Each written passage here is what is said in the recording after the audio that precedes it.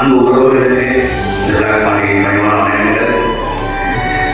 இந்த அனுபவம் வந்து எனக்கு ரொம்பவே இடையோட அனுபவம் இருந்ததுனால இந்த வாய்ப்பு எனக்கு கிடைச்சதுன்னு நினைக்கிறேன். அதுக்கு முதல் நன்றி பிரதருக்கும், முக்கியமாக ரஜினிகாவுக்கும் தான் சொல்லுவேன். ஏன்னா ரஜினிகாவுடைய என்ன வெளிப்பாடு வந்து எனக்கு பக்கத்திலேயே கூட சிவன் இருந்த மாதிரி தான் வளர்ந்தேன். உண்மை நைட் பேசுறதுக்கா இல்லை, ஒவ்வொரு தருணத்துலையும் ஒவ்வொரு சுச்சுவேஷன்ஸ்லையும் எப்பயுமே அது நடக்காது, முடியாது, இந்த மாதிரி எந்த ஒரு வார்த்தைகளுமே நாம கேட்கறதே கிடையாது. நடக்கும் தம்பி, முயற்சி பண்ணுவேன்,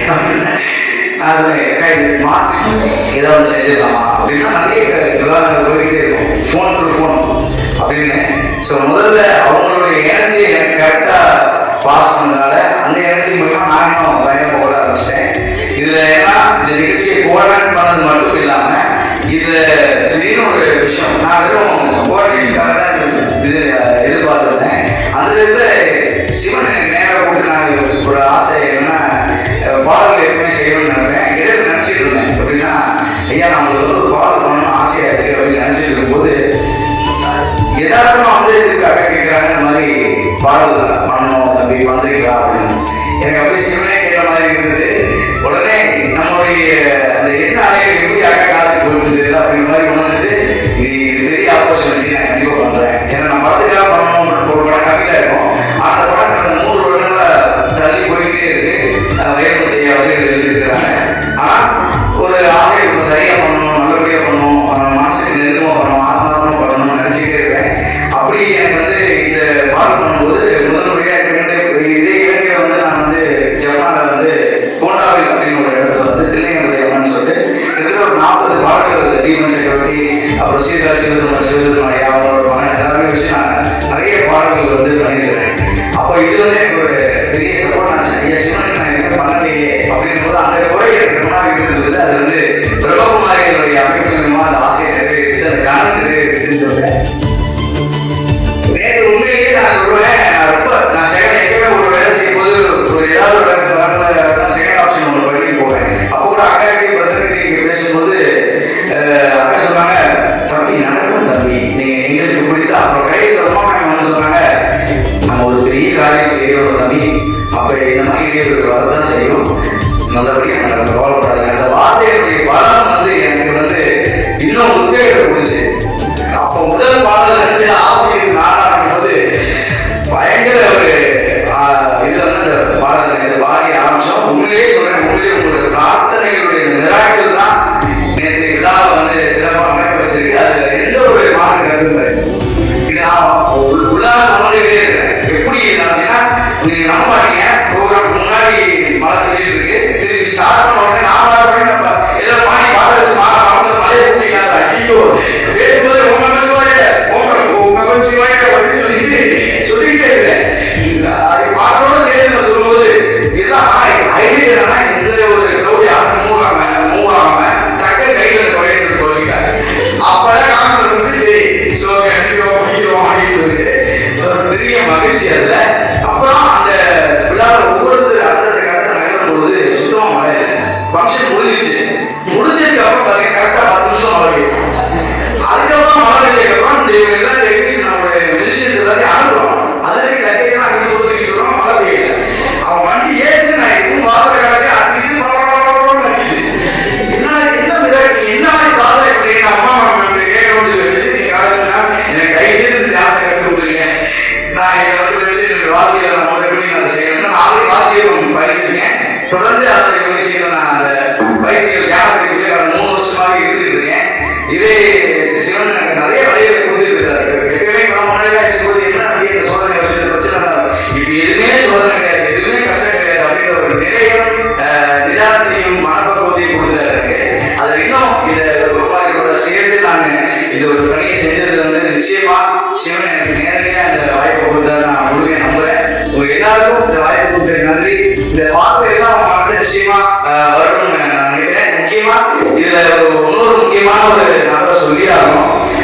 எனக்கு வந்து ரொம்பவே நானும் இந்துஜா சகோதரி வந்து பிரம்மகுமாரிகள் இருக்கக்கூடிய இந்துஜா சகோதரி வந்து இரவு பகலா உழைச்சிருக்கோம். ஏன்னா பாடல தங்கச்சி வந்து முதல் முறையா பாடல் எழுதுறாங்கன்னா நான் இப்பதான் எழுதுறேன், நிறைய கவிதைகள் எழுதிருக்காங்க அப்படின்னா கவிதை நடக்கிற ஸோ நம்ம அதுக்காக சில விஷயங்கள் மாற்ற வேண்டாமா அப்படின்னு சொல்லி ஒவ்வொரு இரவு நைட் 1 மணி வரைக்கும் எல்லாம் தூங்குனீங்களா சாப்பிட்டீங்களா இல்லை அது விஷயம் இல்லை, அது ஒன்றும் பரவாயில்ல, நாங்கள் எழுதுறோம் அப்படி ஒரு அழகான அறைகளை கொடுத்துருக்காங்க. எனக்கு ஒரு சந்தோஷம் என்னன்னா ஈஸ்வரர் இசையமைப்பாளருக்கு 2 விஷயங்கள் வரும். ஒன்று இசைக்கு பாடல் எழுதுறதுன்னு ஒரு விஷயங்கள் போகும், இன்னொன்று பாடலுக்கான வரிகளுக்காக ஒரு இசையமைக்கிற பாக்கியம் வரும். ஸோ அது என்னன்னா உயிர் மாறாது. பாடல்கள் வரிகள் எழுதும்போது பார்த்தீங்கன்னா அந்த உயிர் மாறாது. ஒரு கவிஞருடைய அந்த எண்ணம் அக்கா சொன்ன புது பொண்ணா இருக்காங்க எழுதுவாங்க, நான் வேற ஏதாவது கவிஞர்கள் ஏதாவது போட்டுருவாங்க.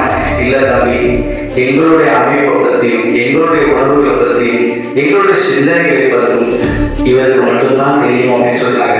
இதுக்கு மேல என்ன சொல்ல அப்ப தெய்வம் முதல் பாடல கொடுத்த வரைக்கும் அந்த இதயாக இருப்பவரு அப்படின்னு ஒரு பாட்டு உள்ள முதல்ல பாடிருக்காங்க, எக்ஸ்ட்ரானரியா பாடிருக்காங்க. அவ்வளோ அழகா இருக்கும். ஒரு கேள்விகளே ஒரு ரவியமா இருக்கும். எனக்கு அப்புறம் என் தங்கச்சி இந்த ஆலோசனை மகாலட்சுமி பற்றி சொல்லி ஆகணும்.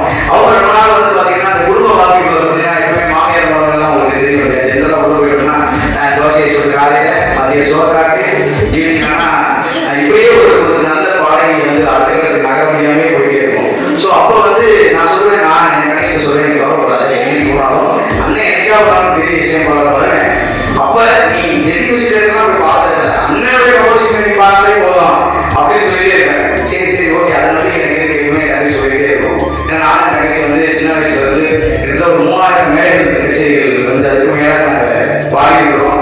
என்னுடைய வாழ்க்கை அப்பா தாத்தா எல்லாருடைய பிளஸிங்ஸோட நான் இன்னைக்கு அந்த எல்லாரும் அன்பையும் பெறுவோம்னா எங்களுடைய முன்னோர்கள், எங்க அப்பா அம்மா, எங்க அம்மா சென்னையில் இருக்காங்க. அவங்க இன்னும் பேசக்கூட வந்ததுனால என்ன எப்படி கம்யூனிகேட் ஊருக்கு சேர்ந்தது கூட சொல்ல அவ்வளோ வேலைகள் இருந்ததுனால இந்த மாதிரி எங்க அம்மா எங்க அப்பாவோட பிளஸிங்ஸ், எங்க தாத்தா முன்னோர்களுடைய ஆசீர்வாதங்கள் எல்லாமே இருக்கும். நம்ம உங்களுடைய இந்த பிரார்த்தனை இனி எனக்கு நடக்க போகும் இந்த இசை அப்புறம் நடிப்பு இந்த எதிர்கால பயணத்துல உங்களுடைய அனைவரோட ஆசீர்வாதம் இருக்குன்னு நினைச்சு நம்பி இந்த வாய்ப்புக்கு நன்றி கூறி கிடைக்கும். இங்க இருக்கிற எல்லாருக்கும் நன்றி தெரிவித்திருக்காங்க. அவங்க கோயிலுக்கு போனா மட்டும் தியானம் பண்ணும்போது சக்தியை நான் உணர்றேன். அதுக்கப்புறம் இப்ப நீங்க நேற்று தியானம் பண்ணும்போது எனக்கு அந்த உணர்வு ஏற்பட்டுச்சு. ஸோ உண்மையிலே எனக்கு பெரிய பாக்கியம் நான் கருதுறேன்.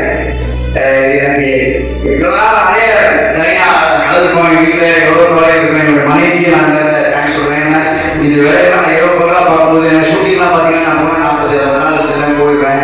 குடும்பம் எங்கள் அம்மா, என் தங்கச்சி, மனைவி, குழந்தைகள் எல்லாருமே சப்போர்ட் பண்ணியிருக்கிறாங்க. ஸோ இந்த விஷயம் இன்னும் நான் நிறைய செய்யறதுக்கு எனக்கு பாக்கியத்தை கொடுக்கணும். மக்களை மகிழ்ச்சிக்கிற விஷயங்களை தான் நாங்கள் இருக்கிறோம். தெரிவிக்கிற கலைத்துறை கடவுளுக்கு நிகர் அறிவுன்னு சொல்லுவாங்க கலைத்துறையில் இருக்கிறது.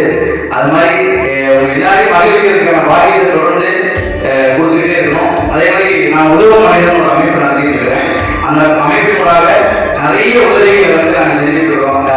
எப்படின்னா இலங்கை ஆரம்பிச்சிட்டேன். மருத்துவ உதவி, படிப்பு மெயினாக நம்ம ஃபோக்கஸ் பண்ணுறது அடிப்படை வாழ்வாதாரம், உணவு சம்பந்தப்பட்ட பொருட்களை அந்த குடும்பத்துக்கு கொடுத்து அந்த காலநேரம் அவரை காப்பாற்றுறது அப்படின்றது இறைவன் மூலியமா அதை நம்ம செய்யறோம். அது நிறைய நண்பர்கள் எல்லாருமே இணைந்து செஞ்சுட்டு இருக்கோம். ஸோ அதுக்கும் உங்க எல்லாருடைய பிளஸிங்ஸ் எனக்கு நிச்சயம் வேணும். இதெல்லாம் அதிகமா எனக்காக இசை கலைஞர்கள் உழைச்சிருக்காங்க. அவங்க பேரையும் நான் சொல்லணும்ல, அவங்களுடைய மாதிரி நான் எப்படி என்னை கடவுள் போகும்போது நினைச்சு அவங்க ரொம்ப அர்ப்பணிப்போட அந்த இசை கலைஞர்கள் எல்லாருமே அந்த பணியை செஞ்சிருக்கிறாங்க. அதில் என்னுடைய கீபோர்ட் ப்ரோக்ராம் சரவணன் அண்ணன், அப்புறம் இப்போ நம்ம மேடையில் வாசர் மிருதனம் கவிழ வாசர் வெங்கடண்ணன், அவர் நம்ம பாடல்களுக்கு அவர் தான் வாசிக்கிறாரு. அப்புறம் ஃப்ளூட் வாசிக்கிறது சதீஷ் அண்ணன், அவர் தான் வாசிக்கிறது. அப்புறம் நாதஸ்வரம் பத்மநாபன் திரைப்படங்கள் எல்லாத்தையும் அவர் வாசிச்சிருக்கிறாங்க. வீணை லைவ் வாசிக்கிறது நாச்சியார், சவுண்ட் ஹைதராபாத்ல இருந்த சுரேஷ் சார், சென்னையில் நிர்மல், அப்புறம் சரவணன் சார். என்னுடைய மியூசிக் டீம் ஒர்க் பண்ண எல்லாருமே சஸ்வத், ஸ்ரீகார்த்திகேயன், மீனாட்சி, உமேஸ்வரி, பத்மினி, தன்விலிங்கம், சக்தி, மணினி, சஸ்தி எல்லாருக்கும் நன்றி. அப்புறம் அருணாச்சலம் அனந்தரம் கோரஸ் பாடினது அருணாச்சலம் அனந்தராமன் சார். அப்புறம் மகாலட்சுமி அண்ட் டீம் சக்தி எல்லாருக்கும் நேரத்தில் வெளியே வச்சுருக்கேன்.